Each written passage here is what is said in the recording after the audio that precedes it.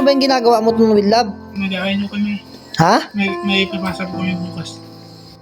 May assignment ka. Diyan mo na kinukopya yung assignment mo sa cellphone. Ay, buti naman, Will Love, ikaw nag-aaral ka ng mabuti. Nagawa ka ng assignment mo. Ay, ang Tito Tano mo, nakakagawa ba?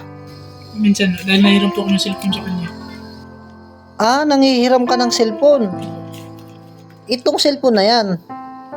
Kanino yan? Sa kay Kuya Tano. Ay, kay Tano. Pero nagawa din siya. Opo, pagka minsan. Bakit pag minsan?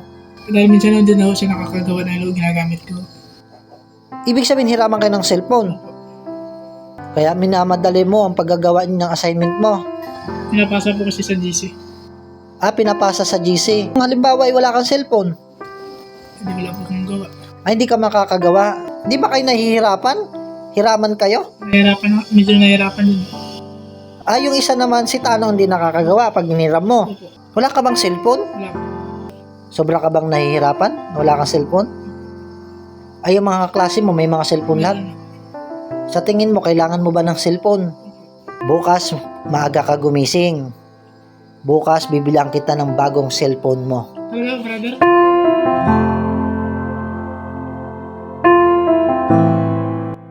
Talaga nga.